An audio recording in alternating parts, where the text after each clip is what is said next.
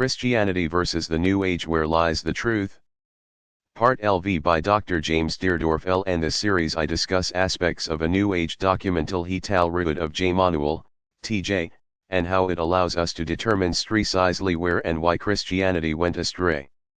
The TJ enriched from the Meyer UFO contactee case in 1978. Although, that case has undergone strenuous debunking attempts by those who cannot accept the possibility of either an alien presence made manifest through UG contactees or of Christian IG's basic beliefs being in error, the interested reader can be directed to refutations of the false claims involved by visiting my website at https://www.proxiscom/deardorj. Within the Christian Church year, the Transfiguration story is listed as being commemorated in August, at least within the Lutheran Church, LC//, of which L was once a member. So I may be only a month tardy if I choose this topic as an example of a Christian fallacy brought out not only by the TJ, but by mainstream Christian scholars. LB begin, however, let us page back within the Gospel of Matthew, MT, from the Transfiguration, MT 17:1-13, to Jesus' tribute to John the Baptist. At the latter point we find a verse, MT 11:14, that is highly suggestive of Jesus having spoken about reincarnation, and if you are willing to accept it, he John is Elijah who is to come. The TJ indicates in a parallel verse how available to come again.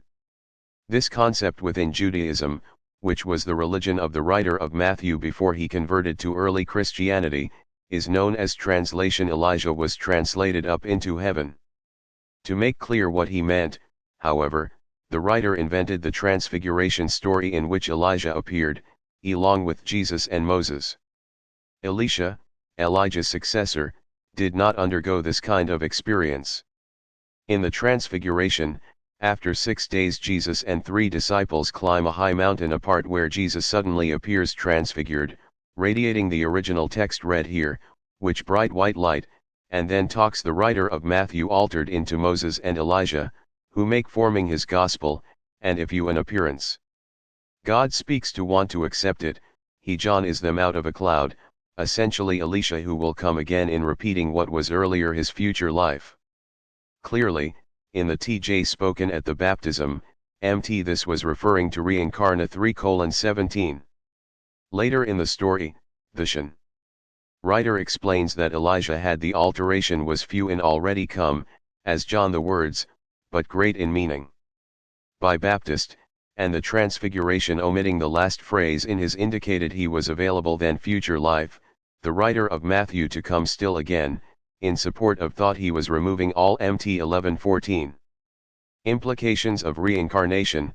Most mainstream scholars which even early Christianity conclude the story is a myth, contrary could not condone to because, what one reads in certain new, 1, the phrase after 6 age literature.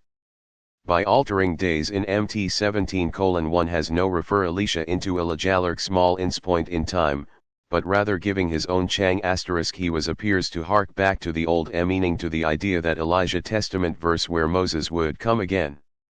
Since Elijah spent 6 days atop MT Sinai had supposedly not died, but then the voice of God, or and had teen carried up into Yahweh, spoke to Hevine within a whirlwind, to him of a cloud.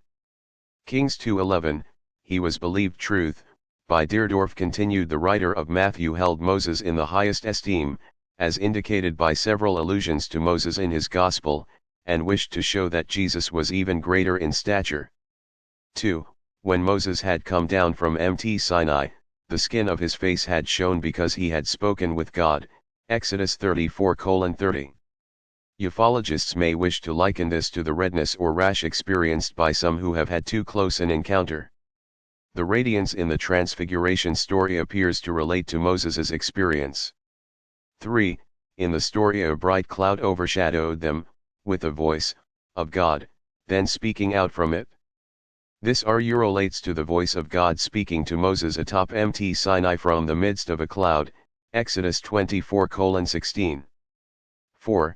As the four come back down from the high mountain apart, they inexplicably find a crowd of people awaiting them. There are more objections, for which the interested reader could access the commentary on Matthew by scholar Francis Beer. I should mention that such scholars, of the majority school of thought, believe that the Gospel of Mark came before Matthew, and tend to work this belief into their analyses. Here I can only direct the reader interested in this question to my website for links to articles indicating Matthew has priority over Mark, just as attested by the tradition on this dating back to the 2nd century. One minority school of thought within scholasticism does support the traditional synoptic gospel priority of Matthew, Mark, Luke, while another minority school supports Matthew, Luke, Mark. The criticisms listed above are independent of any belief on gospel priority, however. The TJ indicates that the Transfiguration story is no more than a myth invented by the compiler of Matthew simply by not possessing any traces of it within its text. LT indicates the same for the healing which follows immediately thereafter, for which the crowd had inexplicably gathered beforehand, and for the rest of Matthew's chapter 17. The New Age theme of reincarnation is only peripheral to the Transfiguration story, since the writer of Matthew utilized the story not only to explain Elijah's translation, but also to express the Christian belief in resurrection.